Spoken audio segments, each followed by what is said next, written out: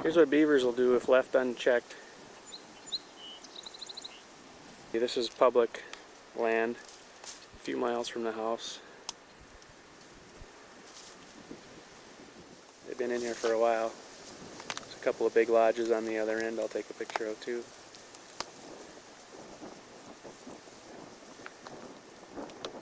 They've got a great big dam on the other end.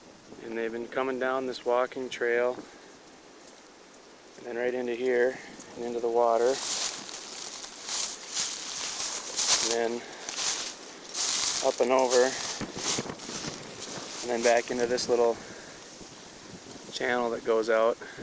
Saw that I could cover two trails coming in. That one where they were getting out there, going over, and this one going in. So I set the conibear right here. You can see the springs and the bars, and it's open, and then there's a trigger on the bottom. Put a stick through the springs, wire the chain to a stump, put these sticks across it for support and also to make the beaver dive. And when beaver dive, they go all the way to the bottom, so the trigger is on the bottom of the trap, and also so when it springs it doesn't do any damage to them.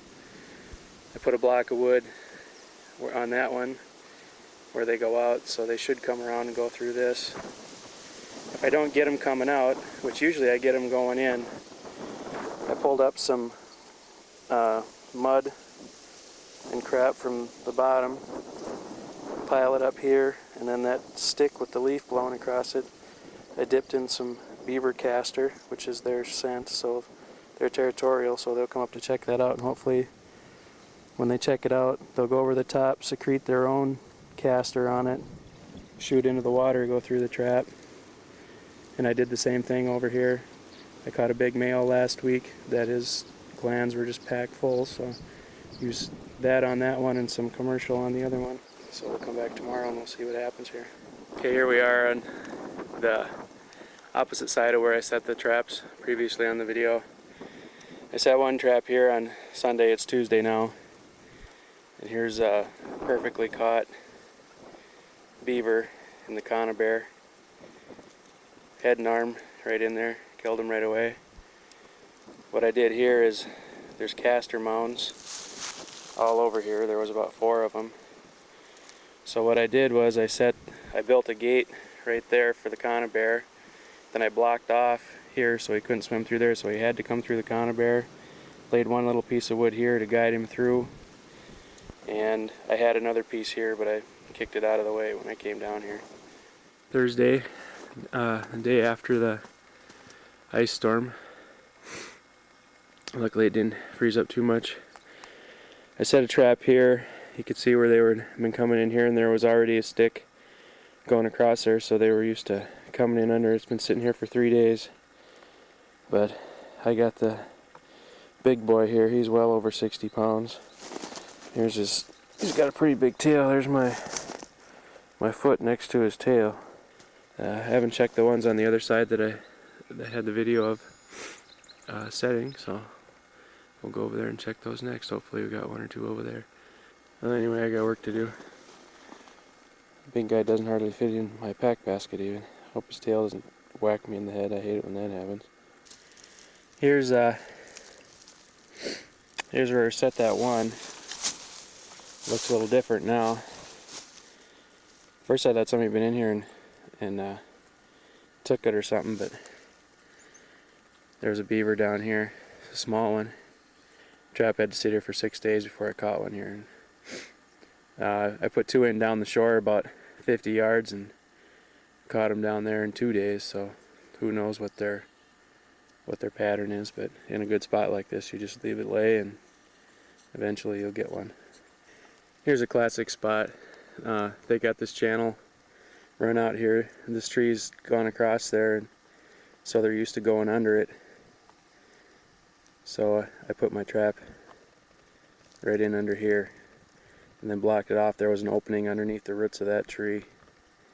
I blocked it off so they should come through here. This trap has only been here 2 days. I was going to pull it, but I think I'll leave it sit. And you can see where they go right up to the shore. And there was a couple of popples up there that they've been chewing on. I was using this as a blind set with no scent. I'm going to put some scent right there, and you can see the trail that they're using to go up and over. And we'll leave it sit here for a couple more days and see what happens. Here's weather that'll make you reconsider your hobby. 2 days ago it was almost 90. Today it's about 30 out. Got freezing rain and drizzle. See, it's freezing on the trees. I got a couple other traps across this lake over there, right by that big tree. It's not that far away. Only takes me a half hour to get out there and back with electric trolling motor on the canoe. If the wind was coming from any other direction, it'd be impossible, but yesterday I was out here and it was whitecaps. It's not bad, you know, but with freezing rain and sleet, it feels like somebody's hitting you in the face with gravel. So there's calm water on the other side right over there. It's only 100 yards or so away. I'll hit that and go up the shoreline. But I got it to do. That's the way it is. Got my first otter. The place I thought I would, I don't know. I had the trap here about a week and a half. I saw where they were sliding down the bank here, come out of the water there, and when it snowed they were sliding down the bank and then just going down this little channel of water. Found a narrow spot right there where it was deep enough and put a 330 conibear in there. I knew I'd get them eventually, as long as you get them before the season ran out, because I knew they were going through here. There were dead bullheads on the road that were eaten from the tail up to the back of the gills, and it was just a matter of time, I guess. I'll go pull the other 4 out across the lake, and I'll be glad to not have to go out and check those, because this is the only place I have to go out on the water, and when it's whitecaps it's just colder than hell. Here's a good one. I got this heron or whatever in the hell it is. I had a trap in a shallow channel where everything was running. This should be interesting. I gotta let him go. One day I don't bring out a gunny sack. I'm gonna have to use my shirt, cover him up, let him loose. I hope his leg isn't broken. Be a chilly ride back across the lake, but that's the way it goes. That's the closest up I've ever seen one of those birds. Pretty cool. I think I'll put on some gloves. The beak looks pretty damn sharp.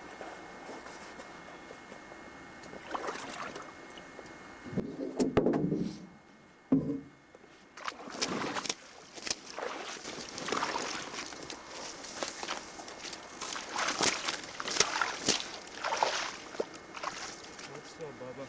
There you go.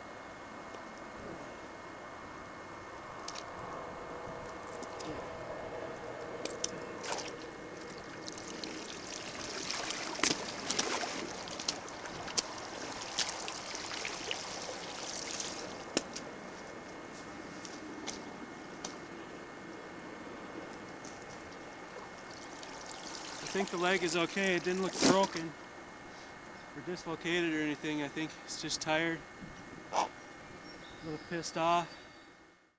So this would be a typical morning check on a lake like that. I don't know, probably 50 muskrat traps or so, half a dozen beaver traps, a couple of pocket sets on the shore for a raccoon or whatever, and then you catch the odd mink once in a while. For a while I was dabbling in making my own lures, so I did like a 3-day test with these pelts that are hung up right here in this picture. Worked out pretty good, but I've pretty much sold all my stuff now. I keep a few beaver traps around, and then every once in a while in the backyard pond I'll get something in there and we got to get them out. There's a couple of pictures of that.